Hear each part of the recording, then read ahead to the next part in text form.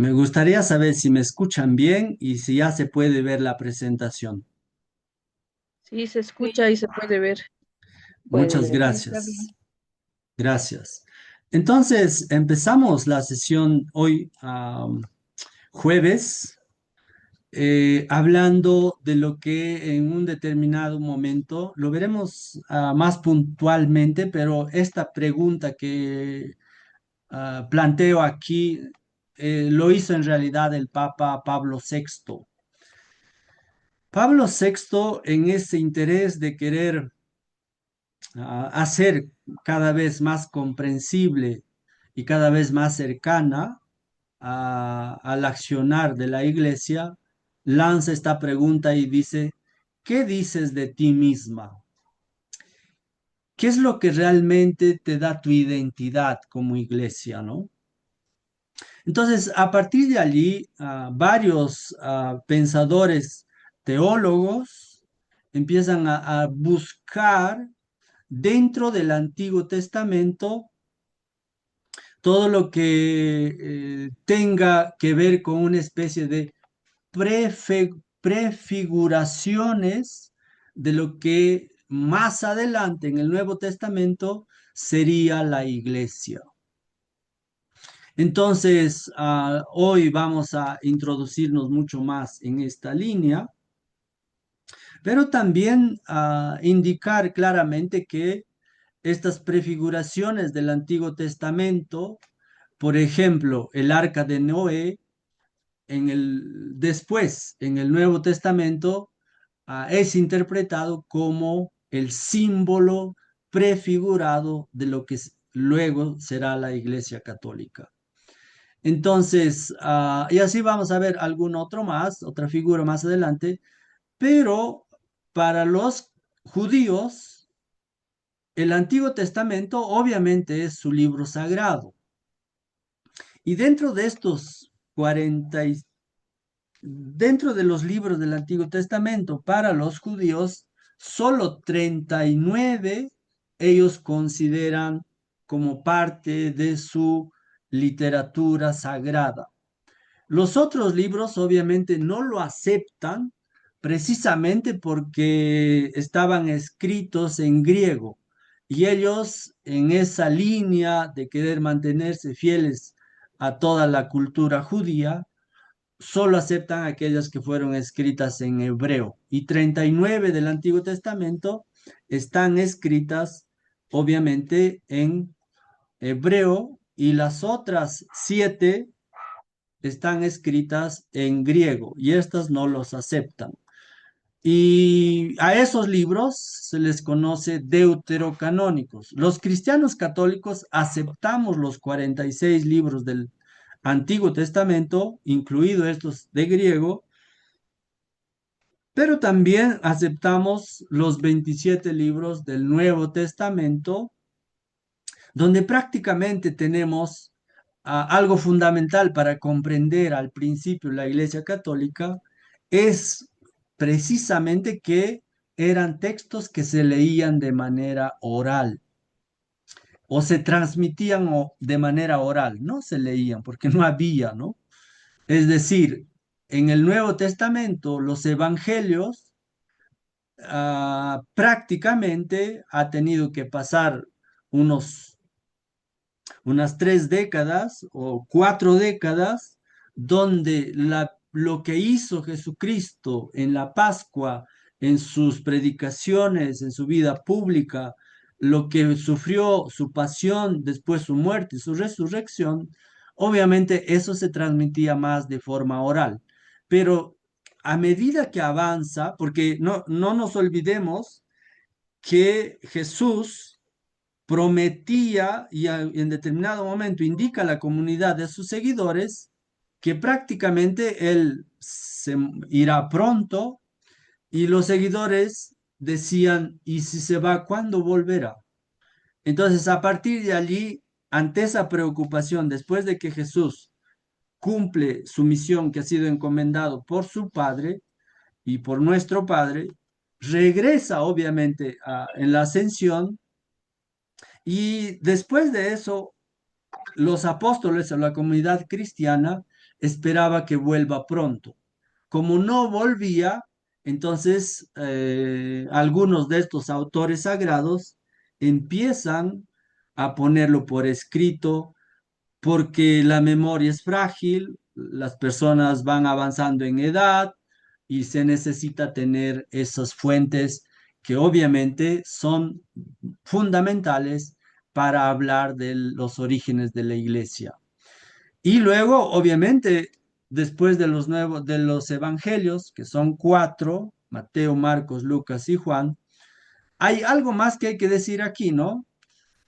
Obviamente, el primer evangelio no es Mateo. En el orden del índice van a encontrar que está Mateo, Marcos, Lucas y Juan. Pero según los estudios que existen, mm, Marcos sería el primer evangelio que fue escrito y Mateo y Lucas tendrán como fuente a Marcos para escribir sus evangelios de Marcos y Lucas. Y a esos tres se les llama evangelios sinópticos, que la iglesia lo acepta y dice que son libros sagrados. Y más o menos a partir del año 90, 100 en adelante, del primer siglo, se empieza a escribir el Evangelio de Juan. Entonces, es mucho tiempo, ¿no? Pero podemos decir que el Evangelio de Juan, algunos explican y señalan que fue escrito, obviamente, por una comunidad, no solo por el Evangelio de Juan, sino por una comunidad que Juan, el apóstol Juan, en esa época ya había conformado. A partir de allí, obviamente encontramos que el Evangelio de Juan es totalmente con otras características, con otros discursos a lo que presentan el Evangelio de Marcos, Mateo y Lucas. Entonces, allí podemos decir que ya tenemos primeras fuentes donde se va constituyendo las primeras comunidades cristianas que Pablo en sus cartas lo describirá cómo era la vida en esos primeros siglos. En ese sentido, entendemos, según el documento del Vaticano II, la Constitución sobre la liturgia no, sobre la sagrada revelación llamado Dei Verbum, allí hay una frase bastante difundida, comentada, donde dice prácticamente lo que aquí señalo, ¿no? El Nuevo Testamento estaba latente en el Antiguo Testamento y en el Antiguo Testamento, en el Antiguo Testamento, el Nuevo Testamento está latente. En el Nuevo Testamento, el Antiguo Testamento está patente. Entonces, ¿qué significa eso? Significa que obviamente en el Antiguo Testamento se habla de la iglesia, se habla de un Mesías, se habla de un siervo, se habla de una mujer virgen que dará a luz un hijo. Y en el Nuevo Testamento, todas esas cosas se cumplen con la encarnación del Hijo de Dios, Jesucristo. Por eso se habla al origen de la iglesia como la prefiguración y el cumplimiento con la encarnación de Jesús. Por eso en el Antiguo Testamento hay promesas y en el Nuevo Testamento se hace realidad, se revela en su plenitud todo eso. Por eso nuestra materia, en este sentido, los fundamentos eclesiológicos, es hacer un viaje al corazón del misterio de la iglesia. Entonces, esto es fundamental, ¿sí? Porque allí podemos comprender muy bien, y eso es lo que hace más de 1600 siglos, Agustín de Hipona, cuando habla de la iglesia, se refería en estos términos. Agustín obviamente nació en el norte de África, lo que es actualmente Algeria. Agustín meditaba bajo la luz tenue de una lámpara, había buscado la verdad en muchos caminos, pero la encontró plenamente en la Iglesia Católica. Esto ya nos da a entender que Agustín es alguien que tuvo una conversión. Obviamente su madre, una cristiana católica, siempre quiso que su hijo se convierta a la Iglesia Católica. Pero Agustín era un tipo muy brillante, normalmente todavía andó por otros caminos y por eso es lo que sigue aquí, ¿no? Con su pluma defendió la fe contra las herejías y divisiones, enseñando que la iglesia no es perfecta por sus miembros, sino santa por aquel que lo fundó. Obviamente hace referencia a Jesucristo. Entonces, en ese sentido, aquí cuando habla de que Jesús, Agustín, seguidor de Jesús, defendió a la iglesia de los herejes y de todas aquellas tentaciones que querían dividirla, obviamente habla de la iglesia como sacramento. Y esto es lo que debemos retener, ¿no? La iglesia es un sacramento porque está constituida desde el origen por la parte humana y la parte divina.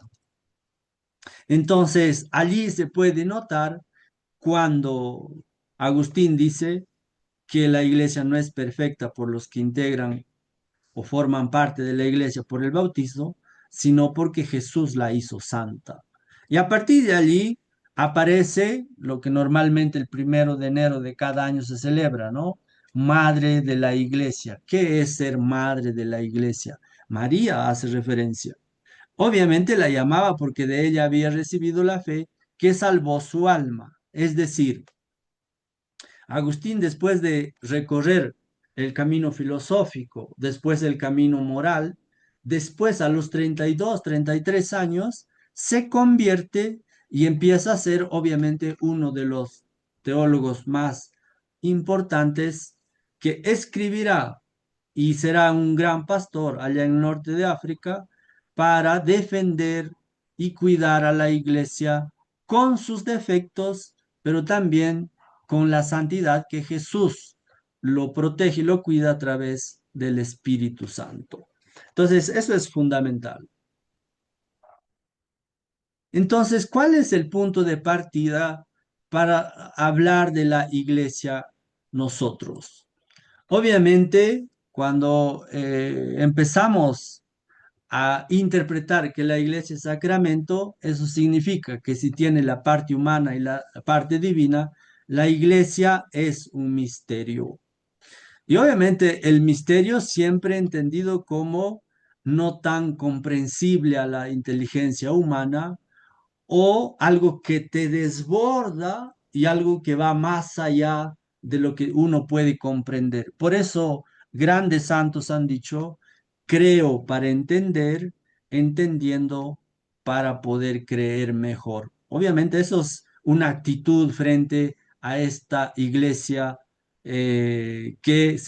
tiene una dimensión obviamente divina, ¿no? Por eso cuando empezamos a hablar eclesiología postconciliar, estamos hablando de después del Vaticano II, donde nos dice que hablar de la iglesia después del Vaticano II es mirar más allá de lo que es apariencia exterior de la iglesia. Y allí, obviamente, podemos revisar parte de lo que ustedes ya han leído, ¿no? Nosotros no hacemos una reflexión sociológica de la iglesia, tampoco hacemos una crítica desde afuera de la iglesia. Nosotros, cuando hablamos acerca de una visión de la iglesia más allá de la apariencia que puede mostrar, somos más que todo autocríticas con nuestra iglesia o a la iglesia porque nosotros formamos parte de ella. En ese sentido, no es primariamente una organización o una empresa, si quieren, o una aduana, como ha dicho el Papa Francisco, sino que la iglesia es un misterio arraigado en el plan de Dios, el misterio de la comunión con la Trinidad y entre nosotros. Y ahí hay un dato muy importante, ¿no? Cuando estamos hablando, y esto se va a fundamentar más adelante con lo que es el Evangelio de Juan, cuando invita a decir que mi pedido es que los que me siguen sean uno como tú y yo y el Espíritu Santo. Por eso, cuando empezamos a querer hablar de la iglesia, obviamente tenemos que hacerlo desde esa perspectiva creyente, ¿no? Porque un hereje igual puede hablar de la iglesia, pero puede hablar muy mal. O un filósofo que tiene afición por las cuestiones teológicas puede hablar muy bien de la iglesia, pero si es que no tiene fe, San Pablo dirá, eres como una campana hueca que resuena, pero no, no hay nada más allá. Entonces, nuestra postura, nuestra actitud frente a hablar de una eclesiología como de la fundamentos eclesiológicos para la educación, nuestra postura es desde una visión creyente. Pero eso no significa también que nos aislamos y nos encerramos como una secta, ¿no? Sino que tenemos libertad, porque Dios nos ha creado así, para poder tolerar y comprender que otros no piensen igual que nosotros. Pero obviamente eso no significa que nosotros vamos a renunciar a lo que creemos a través de nuestra fe. Entonces, en esa línea, obviamente, tenemos que empezar a navegar en esta visión de una iglesia. En su texto dice una institución, una iglesia institucional y una iglesia carismática. ¿Qué es una iglesia carismática? ¿Cómo hay que comprender una iglesia carismática? ¿De dónde le viene eso de su que sea carismática? Obviamente, la iglesia acepta que dentro, al interior de la misma iglesia, el Espíritu Santo va a hacer surgir diferentes carismas. Por eso existe el carisma salesiano, el carisma claretiano, el carisma agustiniano, el carisma de San Ignacio de Loyola y de las religiosas igual. Entonces, allí se ve que no hay una eclesiología sola, sino que hay varias formas de comprender la iglesia. Y ahí es donde se nos invita a que seamos tolerantes y estemos abiertos a escuchar también a aquellos que no piensan como nosotros. Y por eso, en ese sentido, cuando se habla de que nosotros vamos a hacer una eclesiología, lo hacemos precisamente porque queremos conocer y amar más a Jesús. Eso es fundamental. ¿Por qué? Porque en la historia de la salvación, Jesús se ha revelado en su plenitud, encarnándose hace más de 2000 años. Y a eso, lo que normalmente nosotros lo conocemos como la revelación, donde la iglesia se muestra ya como madre y maestra. Eso está dentro de sus textos. Y obviamente lo que nos desafía a nosotros, ¿no? Si Jesús no quiso hacer su misión solo, porque no era un individualista, sino que invitó a 12, primero a mucha gente, pero dentro de ellos fue seleccionando algunos de ellos y algunos que se quedaron, sobre todo los 12 apóstoles, para formar una comunidad apostólica. Eso es el origen de la iglesia. Por eso cuando nosotros decimos, ¿cuál es el origen de la iglesia? Y alguien dice, la iglesia es apostólica, precisamente porque Jesús reunió a 12 apóstoles, los preparó, los enseñó y luego los envió al mundo. Entonces, esta figura de una comunidad apostólica es lo que yo hago una transferencia y hablo de una comunidad educativa que realmente tiene esas bases eclesiales, católicas y apostólicas. Lo que tendríamos que intentar de alguna manera contra todo lo que significa ir a veces contra determinadas diferentes formas de pensar dentro de la comunidad educativa, mantenerse firmes como lo hicieron los apóstoles. Solo así podríamos decir que nuestra visión cristiana católica de una iglesia como comunidad apostólica estaríamos llevando adelante esa misión que lo encomendó a sus apóstoles y luego los apóstoles encomendó a todos aquellos que seguían a Jesús. Y a partir de allí, obviamente, en la parte de educativa dentro de las instituciones se habla de la formación integral. Yo creo que esto lo manejan ustedes muy bien. Es decir, en teoría suena muy bonito, la verdad. Vamos a formar integralmente a los niños, a las niñas, a los adolescentes, a los jóvenes. Pero en la práctica, yo diría que hay un gran descuido de la dimensión espiritual. Y por eso, muchas de las dificultades que aparecen en las instituciones precisamente salen explotando por todo lado, disparando por todo lado, porque no hay esa armonía, ese desarrollo espiritual por parte de la comunidad educativa y eso transmitido a los estudiantes para que sea una comunidad o lo que Pablo VI ha llamado la civilización del amor. Lo veremos eso más adelante igual esa parte, pero es importante que cada uno desde el espacio donde se encuentre pues lleve adelante esa misión, ese seguimiento del maestro, incluso aunque haya rechazo. Eso es lo más duro, ¿no?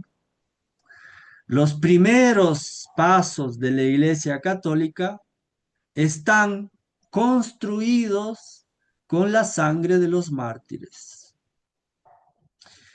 Y los padres de la Iglesia de los primeros siglos señalan precisamente que la Iglesia crece abonado con la sangre de los mártires.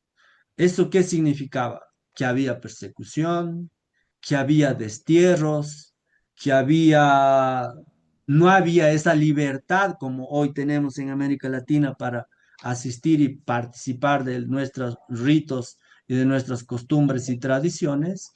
Y precisamente allí se puede notar claramente que si las personas buscan sus comodidades o se adaptan, algunos hablan a lo que es el pensamiento y la cultura del mundo, pues la iglesia corre ese riesgo de quedarse cada vez indiferente a todo lo que pase en los entornos educativos, obviamente, porque eso es nuestro contexto.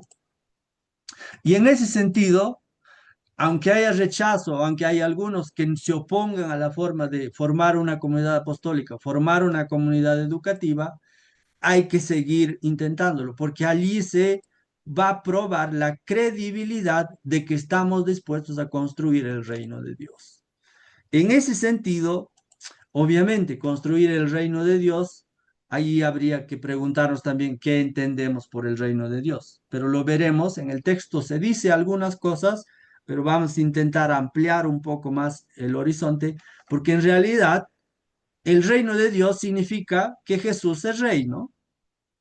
Y Jesús al ser rey, obviamente tiene un territorio donde gobernar, pero los evangelios no lo muestran así. Jesús dice, cuando alguna mujer le pregunta, le dice, no quisiera que cuando tú estés sentado en tu trono, mis hijos estén uno a tu derecha, otro a tu izquierda.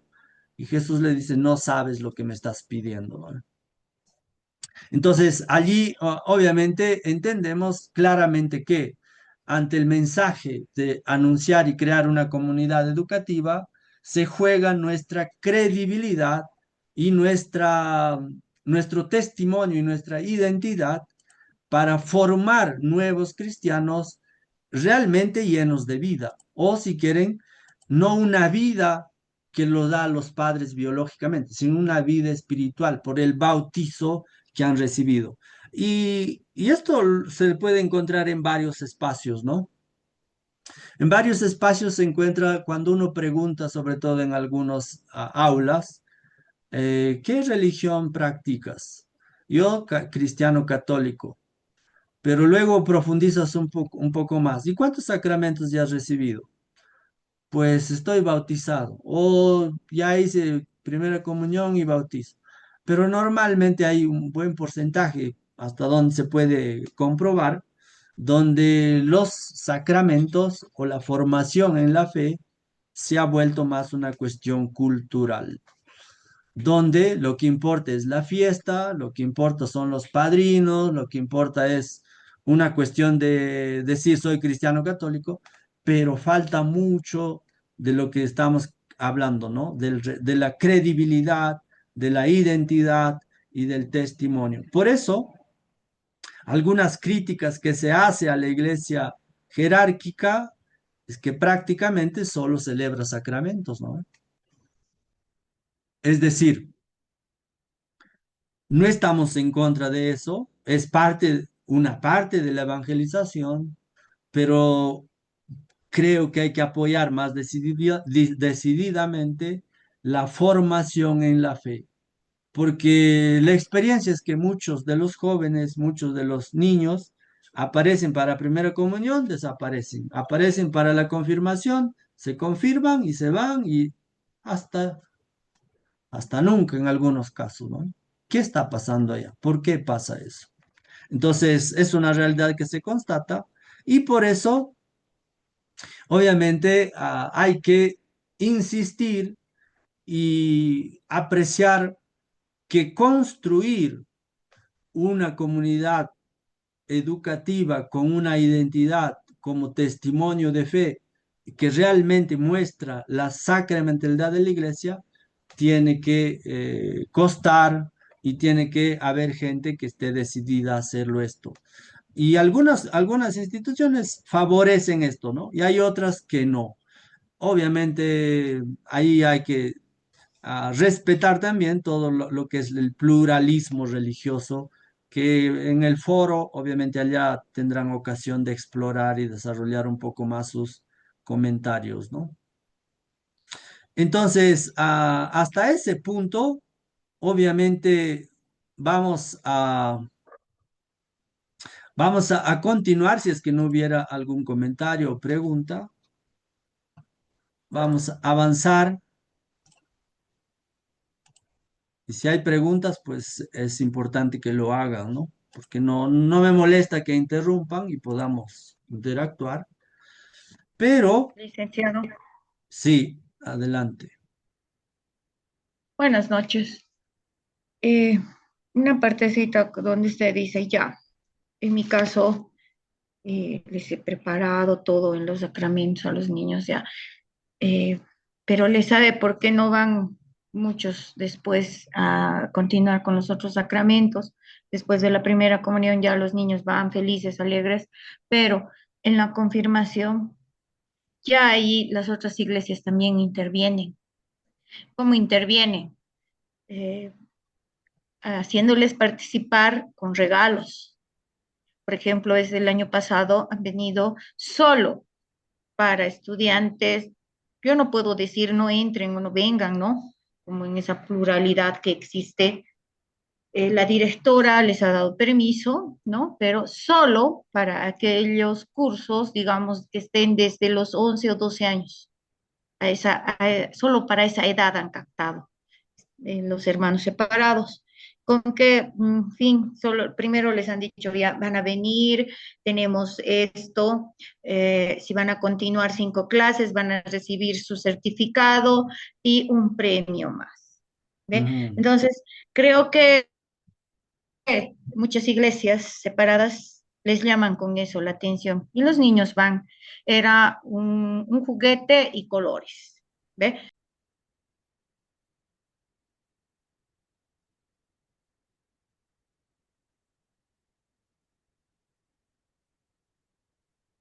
Entonces, una de las citas del Papa Benedicto XVI, el gran teólogo Joseph Ratzinger, decía, ¿no? Si la mirada se fija solo en las cosas negativas, entonces ya no se revela el misterio grande y profundo de la iglesia. claro, Agustín ha dicho que la iglesia está constituida por personas humanas, ¿no? Y eso no significa que no pueda ser santa la iglesia. La iglesia es santa por su fundador, dice Agustín. Y cuando la mirada solamente vemos de manera muy crítica y crítica destructiva, obviamente la iglesia se ve con muchas manchas, diríamos, ¿no? Pero es San Anselmo de Canterbury, en la edad, él habla sobre fides quares intellectum, es decir, traducido al castellano es la fe que busca entender. Nosotros, obviamente, al ser creados a imagen y semejanza de Dios, queremos entender cómo está, cuál es la naturaleza y el origen y la misión de esta iglesia. Y obviamente pasa por entender que la iglesia es un sacramento, sacramento entendido como una realidad divina humana. Y en ese sentido, el origen es obviamente algo que viene del corazón del Padre.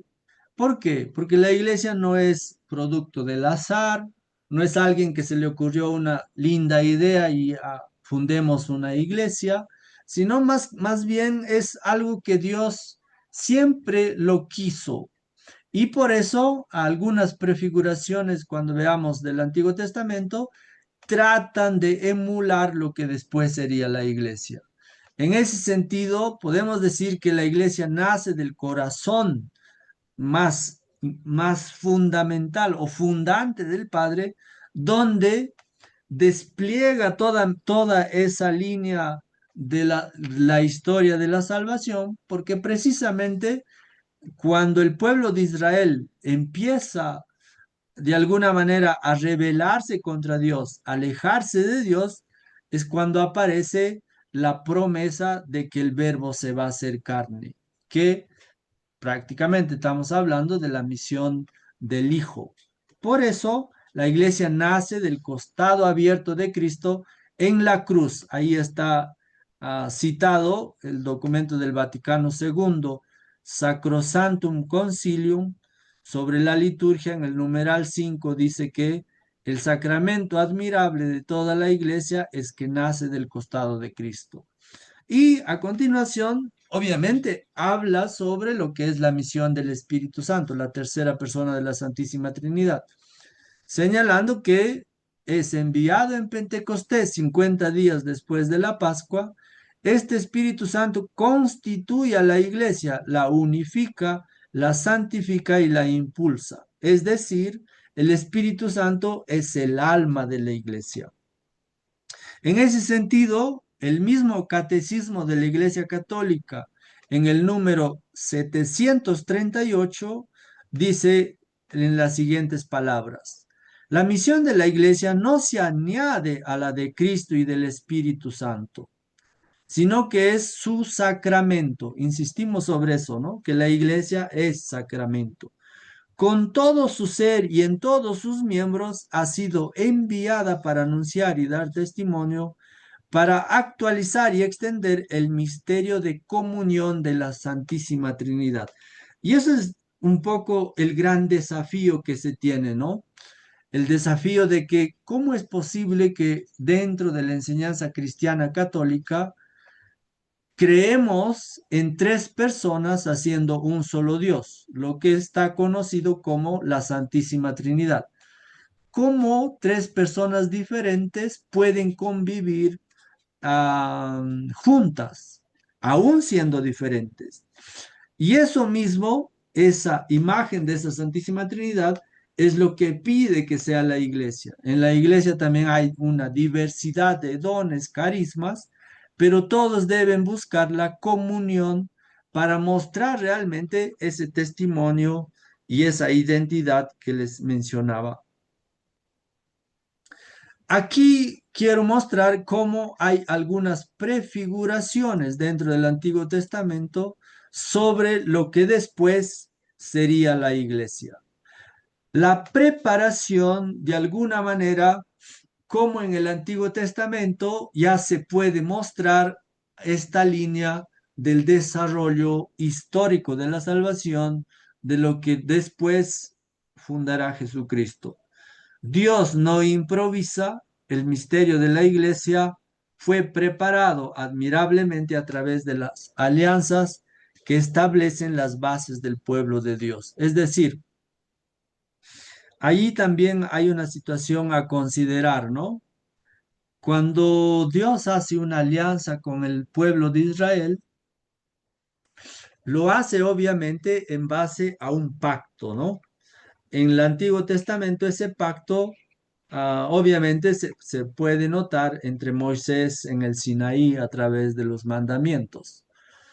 Pero si es que revisamos un poco más amplio lo que es el Antiguo Testamento, la creación en 7 días ya refleja el mundo siendo creado en orden a lo que ha de venir, lo que ha sido la iglesia. Es decir, el plan original de Dios desde el principio siempre fue la comunión. Pero este concepto de comunión aplicado a la iglesia, obviamente ha sido como olvidado, digamos, ¿no? En los primeros siglos sí se hablaba de la comunión, mucho, pero después se ha ido como apagando y es precisamente en el Vaticano II donde habla fuertemente y dice que la iglesia es comunión, la iglesia debe crear comunión, como lo ha hecho el Padre, el Hijo, el Espíritu Santo. Entonces, en la creación ya se ve una prefiguración de lo que después vendría a ser la iglesia. Un segundo momento fuerte es lo que ya les mencioné, la alianza con Noé. Esta alianza donde obviamente se ve el sentido de universalidad, el arca es pues la primera imagen de salvación dentro de una comunidad.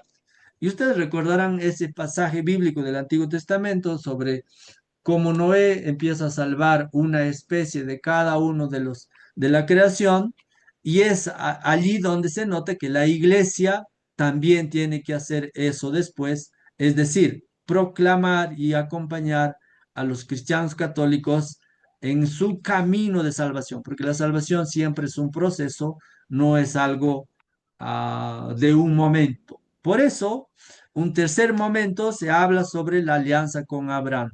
Allí se habla obviamente de cómo Dios convoca a Abraham y le hace esas promesas, ¿no? De que va a tener un hijo, que va a tener un pueblo y también va a tener una tierra que mana leche y miel. Y allí esa promesa, de alguna manera, ya hace una prefiguración de lo que sería Jesús y también de lo que sería después la estructura de la iglesia. Y donde se nota mucho más todavía esta alianza es con Moisés en el Sinaí, donde prácticamente la palabra donde que se reconoce Cajal Yahvé se llama la Asamblea del Señor. ¿Por qué? Precisamente porque los judíos no se atrevían a mencionar el nombre de Dios directamente, sino lo decían normalmente Yahvé Adonai, el Señor. Y a través de esa ley, obviamente lo que pide es que el pueblo de Israel sea fiel a ese pacto en espíritu y en verdad. Pero precisamente cuando todo esto va fallando, es cuando aparecerán los profetas para recordarles al pueblo de Israel, pueblo elegido, a que vuelva a nunca olvidarse de estos pactos que ha hecho con Dios. Entonces, allí ya se nota claramente cómo se va desarrollando es esa forma de lo que después se conoce y hasta hoy existe lo que es nuestra iglesia. Entonces, las estructuras eclesiológicas en el Antiguo Testamento obviamente tienen que ver con no solo con narrar una historia, sino en la forma como se va estableciendo estructuras fundamentales que la iglesia heredará y la llevará a su plenitud. En ese sentido, en el Antiguo Testamento se habla del pueblo de Dios. Y esto en el Antiguo Testamento es bastante claro. Dios quiere salvar a la humanidad como pueblo, no solo individualmente. En ese sentido, se distingue el término a Israel de las demás naciones como una especie de una etnia, un pueblo elegido, fundado y elegido gratuitamente, no por méritos. Esto es algo que a veces dentro del pensamiento eclesiológico algunos dicen, yo me salvo por mis méritos, por mi fuerza, por mis obras. En realidad la gracia es la que salva y lo hace de manera gratuita. Y en ese sentido, dentro del Antiguo Testamento, sobre todo el libro del Éxodo, que es un libro histórico, es hablando de un pueblo sacerdotal y una nación consagrada. Y allí ya hace, obviamente, como este pueblo, Dios le pide que se mantenga fiel al pacto, a la alianza, pero sabemos que Israel en determinados momentos duda de que realmente Dios lo libere de sus opresores, ¿no? Egipto, los babilónicos, y a partir de allí esas dudas, obviamente, luego se van siendo cada vez más claras, entonces los profetas aparecerán para ser bastante críticos y duros con todo lo que enseña esa línea de ah, la infidelidad de Dios, del pueblo de Israel a Dios. Y también en esa línea, cuando hay un pueblo sacerdotal, luego habrá lo que normalmente se conoce como los reyes, obviamente siempre estaba ordenado a una comunidad que se reúne, a una comunidad que lee la Sagrada Escritura, que celebra su liturgia, etcétera. Y de allí nace obviamente su identidad del pueblo de Israel y es una asamblea que escucha la palabra y obviamente rinde culto a Yahvé. En ese sentido, el Templo de Jerusalén centraliza esta identidad esperando congregar, eso era la esperanza, ¿no? A todas las naciones del mundo. Y eso es un poco la esperanza de hoy de la iglesia.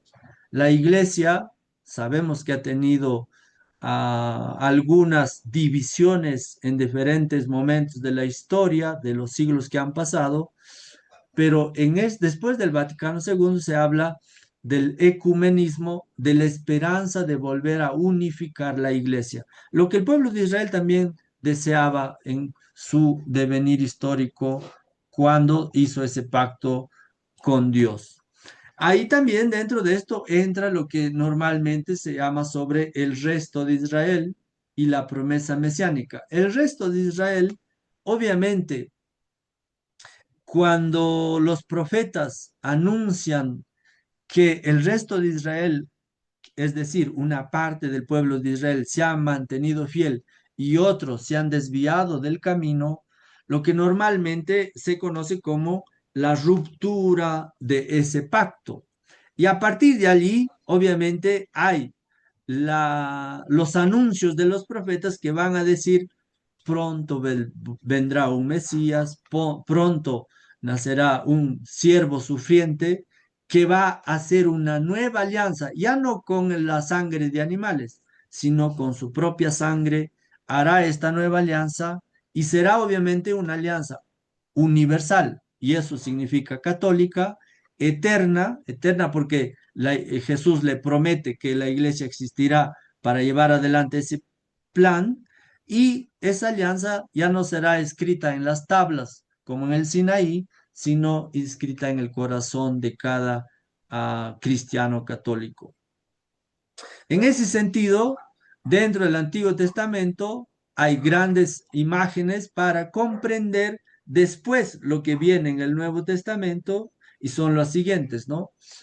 La iglesia obviamente tiene una riqueza muy grande de imágenes, de símbolos que encontramos dentro de la escritura y cada una de ellas revela esa faceta de su identidad y muestra esa realidad compleja en la que lo visible se ordena a lo invisible.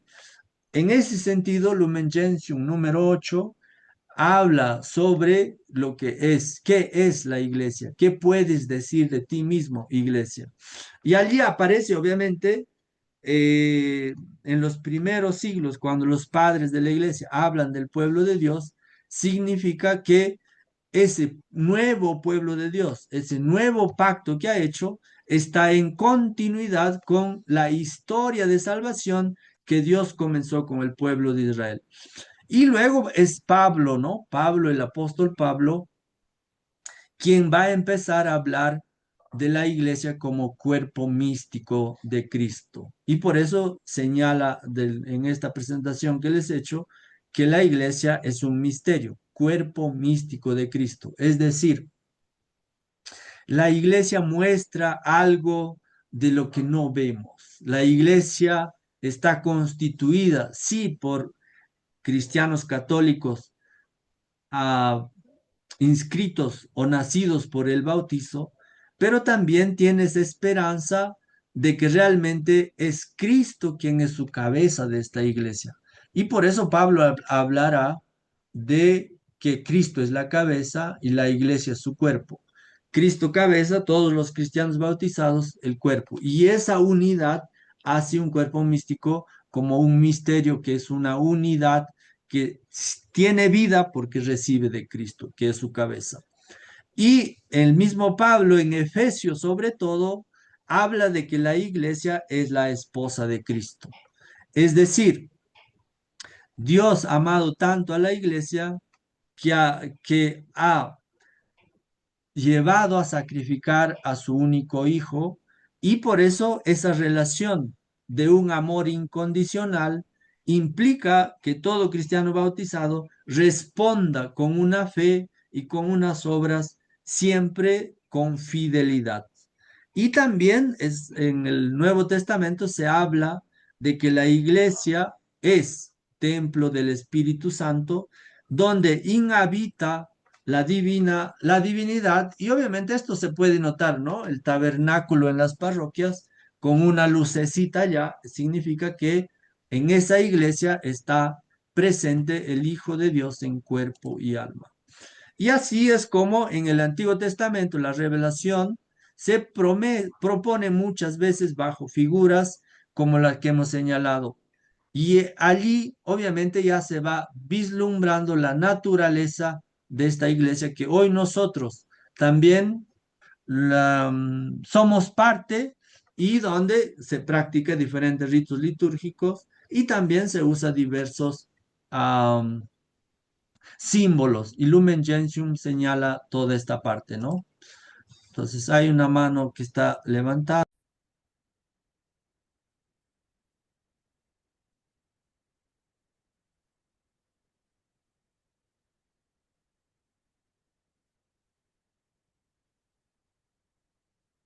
Entonces hemos indicado cómo en el Nuevo Testamento se habla mucho más del pueblo de Dios y en el Vaticano II se recupera muy fuertemente esto. También el Pablo con el cuerpo místico, Pablo hablando en Efesios que la iglesia es esposa de Cristo y dentro de la iglesia obviamente la presencia del Hijo de Dios en cuerpo y alma. Eso es fundamental. Entonces, cuando se habla obviamente de este nuevo pacto entre el Jesús que hace a través de su sangre para redimir a la humanidad, el Concilio Vaticano II recupera este concepto, pero lo hace desde esa dimensión histórica que se desarrolla desde el Antiguo Testamento al Nuevo y hasta la actualidad. En ese sentido, podemos decir que todos los bautizados pertenecemos a este pueblo de Dios y eso significa que por los sacramentos nosotros empezamos a tener lo que en algunos espacios teológicos se habla de que Jesucristo es sacerdote, profeta y rey, y nosotros por el bautismo también pasamos a ser sacerdotes, profetas y reyes. En ese sentido, Lumen Gentium, el número 9 habla que Cristo es la cabeza y a través del sacramento del bautizo recibido dentro de la iglesia, recibimos esa dignidad de ser hijos libres del pecado, hijos amados de Dios, hijas amadas de Dios, que nos invita a cumplir el mandamiento del amor. Ámense unos a otros como yo les he amado, porque precisamente en el Evangelio dice, ustedes deben ser sal y luz en medio del mundo. ¿Y por qué hay que ser sal y luz en medio del mundo? Precisamente para hacer fermentar y crecer como semillas el reino de Dios. ¿Listo? En ese sentido, ahí se habla sobre esa triple función. Y eso está en el Vaticano II y después se aplica obviamente por medio del bautizo, uno empieza a ser sacerdote, profeta y rey. Por eso, aquí entendemos que este cuerpo místico de Cristo, del que habla San Pablo en las cartas, está señalando como una forma de que la iglesia es un misterio. Allí está el punto. La iglesia no solo la iglesia no está solo con Cristo, está en Cristo, formando con Él como una sola persona mística, dirá Santo Tomás. Por eso la iglesia no está sola, la iglesia es el cuerpo, pero la cabeza es Cristo, según esta enseñanza de Pablo. Y de ahí que la Eucaristía como causa de unidad, porque la Eucaristía es el símbolo de unidad, porque es el pan que es uno y nos invita también nosotros a ser uno. Siendo muchos, formamos un solo cuerpo, pues todos participamos de ese mismo pan. Agustín decía, ¿no? Miren lo que son, sean en el mundo lo que ven. Es decir, a través de la sagrada hostia, en esa multitud de granos de trigo, allí se ve la diversidad de muchos cristianos, pero cuando ya se consagra se ve que es una unidad y por eso todos nos invita a formar esa comunión sacramental y por eso también debemos construir esa comunión educativa, esa comunidad educativa. De ahí que la centralidad de Cristo como cabeza, de la cual fluye toda la vida y de la gracia hacia los miembros. Él gobierna, Él une al cuerpo y Él da vida a ese cuerpo. Entonces, eso es el misterio y la grandeza de la iglesia, ¿no? En medio de eso, obviamente, cuando Pablo habla sobre la diversidad de los ministerios, está precisamente hablando sobre que la iglesia es como un cuerpo, ¿no? Nadie puede decir que la mano no sirve o cuando alguien se corta un dedo y puede decir, me duele el dedo, pero no me duele el cuerpo. Y allí ya entra todo un desarrollo teológico donde hace notar que si tú no te mantienes unido a la cabeza, obviamente vas a terminar perdido después, ¿no? Lo que normalmente en la iglesia se ha conocido como los grandes herejes o aquellos que han distorsionado la enseñanza de la iglesia. En ese sentido, la imagen de la esposa de Cristo señala pues de este pacto de los aros. ¿En qué sentido? En el que Cristo es cabeza y obviamente la imagen del cuerpo subraya la unidad de la esposa que resalta la distinción de la comunión. Allí muestra cómo Cristo es el esposo y la iglesia es la esposa. Y allí debe haber un pacto de amor y fidelidad. Bueno, eso es lo que enseña dentro de la eclesiología. ¿Por qué? Porque obviamente hay un amor de entrega. Sobre todo es Efesios el que habla de la esposa de Cristo en la iglesia, ¿no? En Efesios 5, 25, 26 dice, Cristo amó a su iglesia y se entregó a sí mismo por ella para santificarla. Y después la iglesia es adquirida por ese precio de su sangre.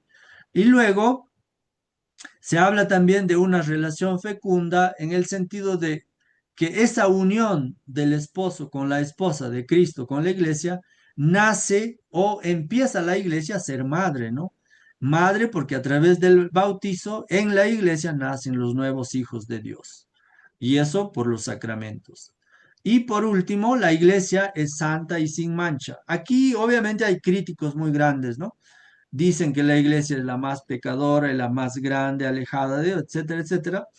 Pero lo que aquí nosotros tenemos que recordar es que la iglesia es santa por el que lo fundó, no por los que integramos la iglesia.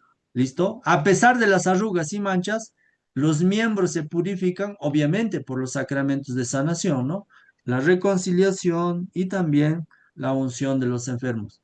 Pero eso es por gracia de Dios, no porque nosotros podamos hacer eso. En ese sentido, hablar de la iglesia como templo del Espíritu Santo habla que cada cristiano es como piedra viva que construye como ladrillo para formar esta iglesia. En ese sentido, podemos comprender que el Espíritu Santo es el principio más vital, aquel, digamos, es el fuego, es el aire, es lo que da esos dones para que esta iglesia florezca. En ese sentido, podemos decir que el espíritu es como el alma del cuerpo místico y Agustín dirá, ¿no? Cómo esa fuerza que el espíritu cohesiona a los miembros de la iglesia, el espíritu como haciendo surgir nuevos carismas, nuevos ministerios dentro de la iglesia, edificando lo que además, y también es donde se suscita esa oración y nos hace clamar, Abba Padre, como ha hecho Jesús, ¿no? O lo que normalmente hacemos en el Padre nuestro y no Padre mío. En ese sentido, un templo santo donde cada creyente es individualmente un templo del Espíritu Santo, casi al estilo de María, ¿no? María como el tabernáculo que acoge al Hijo de Dios en su vientre. Y todos juntos formamos ese gran templo de Dios en el mundo. Y de ahí, de esa línea que acabamos de explicar, obviamente surge esta triple función que todo cristiano, yo diría, todo educador que enseña valores, espiritualidades, religiones, debe llevar adelante. Por una parte, el anuncio y el testimonio, por otra parte, participar en las celebraciones y finalmente el servicio de la caridad que nunca debe faltar. Cuando hablamos de anuncio y testimonio, obviamente significa seguir la palabra de Dios, seguir los evangelios y ser misioneros. Y cuando hablamos de la liturgia, es pues participar de los sacramentos, porque somos parte de esta iglesia, y también el culto que se debe dar a Dios Padre, Hijo y Espíritu Santo en estas celebraciones. Y por último, obviamente, el servicio o diaconía que tiene que ver con socorrer a los más necesitados. Esto no es, como ha dicho Benedicto XVI, no es asistencia social. Se ha recibido mucha crítica por esto, que la iglesia da asistencia social. Y creo que mencionaban también antes algunos de ustedes, pero Benedicto XVI ha dicho que la caridad es manifestación irrenunciable de su propia esencia de la iglesia. Entonces, allí queda claro que como estos fundamentos, tanto del Antiguo Testamento como del Nuevo Testamento, nos hacen ver que la iglesia tiene un origen divino y formado por humanos, ¿no? Entonces, allí es donde